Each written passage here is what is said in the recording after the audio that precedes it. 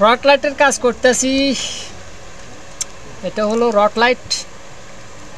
এটার এখানে এই যে এটা ভাঙিয়ে গেছে চার্জার গার্ড, আর এটার মূলত হলো জ্বলে না, মাঝে মাঝে জ্বলে মাঝে মাঝে জ্বলে না, এই অনেক সময় সুইচে কাজ করে না। এখন সুইচে এই যে দেখেন, এই সুইচে অনেক সময় এখন কাজ করতেছে, দেখা যায় কিছুক্ষণ পরে আর কাজ করবো না।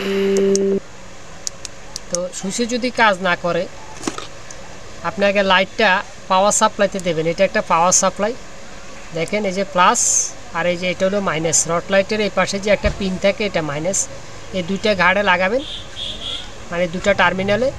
আর এই সুইচের দুই প্রান্তে এই পাশ এবং এই পাশ এখানে একটা টুইজার ইউজ করবেন। দেখেন এই যে আগে প্রথমে এইভাবে চেক করবেন, ঠিক আছে? মানে যদি সুইচের সমস্যা থাকে আর কি, তাহলে এই জায়গায় ধরলে আপনি বুঝবেন যে হ্যাঁ সুইচের সমস্যা, সুইচটা চেঞ্জ করে দেবেন, কাজ শেষ। আর এখানে চার্জার গার্ডগুলো মূলত পাওয়া যায়। তো সুইচ চেঞ্জ করা খুবই ইজি, আমি দেখাই দিতেছি, সঙ্গেই থাকেন।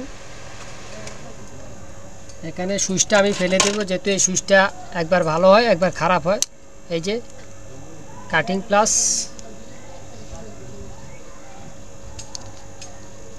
এই যে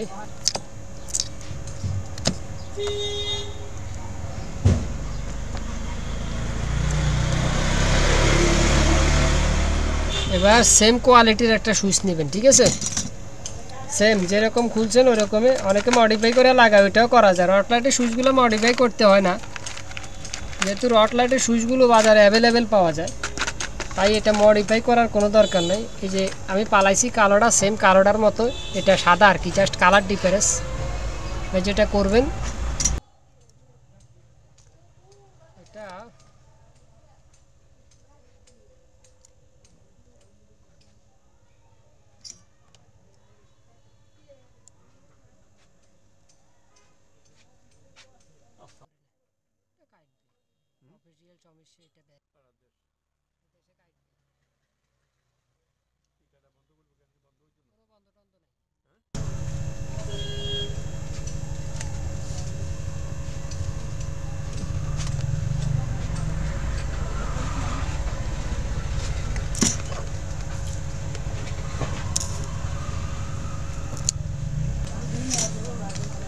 টুইজার দিয়ে একটু ছিদ্র করে ঢুকাই দিলাম, দেখছেন?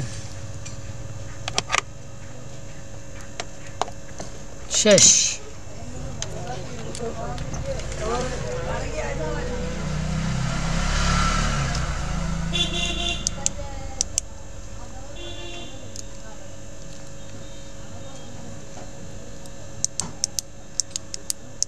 এই 2-3 মিনিটের কাজ।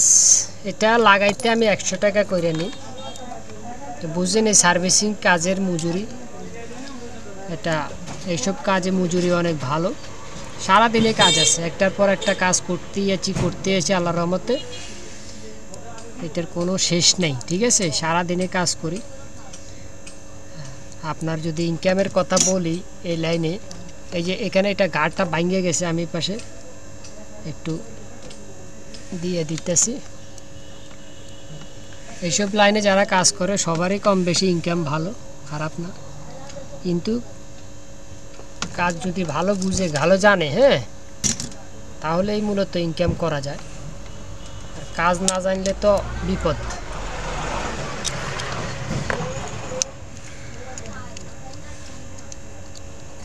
এই লাইটটার কাজ মোটামুটি শেষ।